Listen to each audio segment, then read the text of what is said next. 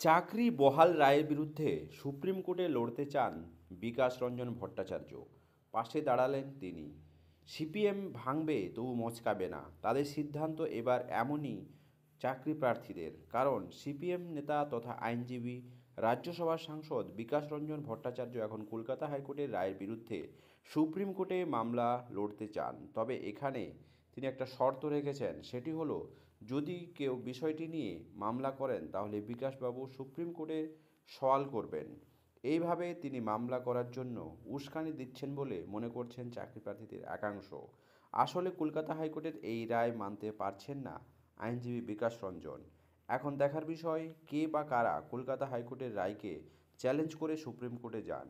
গতকাল প্রাক্তন বিচারপতি অভিজিৎ গঙ্গোপাধ্যায়ের নির্দেশ খারিজ করে প্রাথমিকের ৩২,০০০ শিক্ষকের চাকরি বহাল রাখেন বিচারপতি তপব্রত চক্রবর্তী ও বিচারপতি ঋতব্রত কুমার মিত্রের ডিভিশন বেঞ্চ।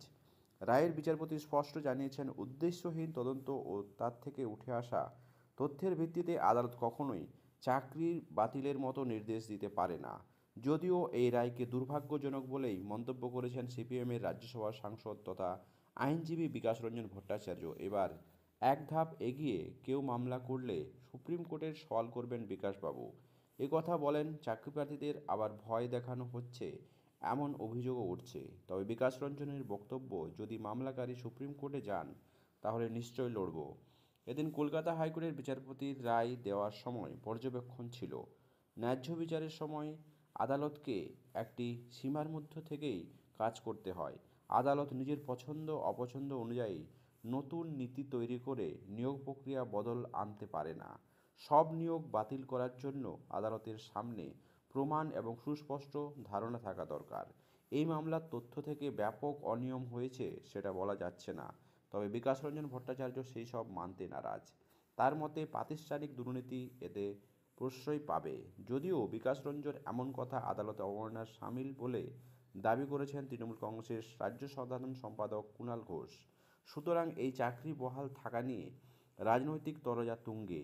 অন্যদিকে বিকাশ রঞ্জনের উপর কোনো নির্দেশ জারি করতে চাইছেন না সিপিএম। সুতরাং এখনই বিকাশবাবু কী করবেন সেটা ব্যক্তিগত বোধের উপরেই ছাড়তে চেয়েছেন দলের প্রধান সম্পাদক মোহাম্মদ সেলিম। এই বিষয়ে মোহাম্মদ সেলিম বলেছেন, আমরা পার্টির পক্ষ থেকে কোনো নির্দেশ তাকে আগেও দিইনি, এখনও দেব না। কারণ পেশাগতভাবে তিনি কী করবেন সেটা তার ব্যক্তিগত বিষয়। সবটাই নির্ভর করে তার বোধের উপর। কোনো ডাক্তারকে আমি বলিনি এই রোগের অস্ত্রোপচার করবেন না। সুতরাং এইভাবে কার্যত সিপিএম বিকাশ রঞ্জনের পাশেই দাঁড়ালেন বলে মনে করা হচ্ছে।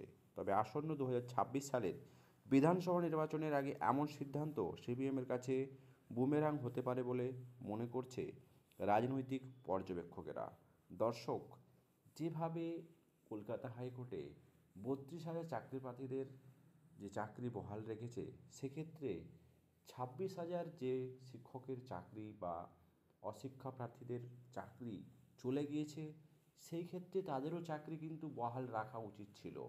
যেহেতু সেই চাকরি তাদের খারিজ করে দিয়েছে, সুতরাং এই ক্ষেত্রে 32,000 শিক্ষকের যে বঞ্চিত প্রার্থীরা, তারাও কিন্তু সুপ্রিম কোর্টে যেতে পারে। আপনাদের কী মত? অবশ্যই আপনাদের মতামত কমেন্ট বক্সে কমেন্ট করবেন। চ্যানেলে নতুন হলে সাবস্ক্রাইব করে পাশে থাকতে ভুলবেন না।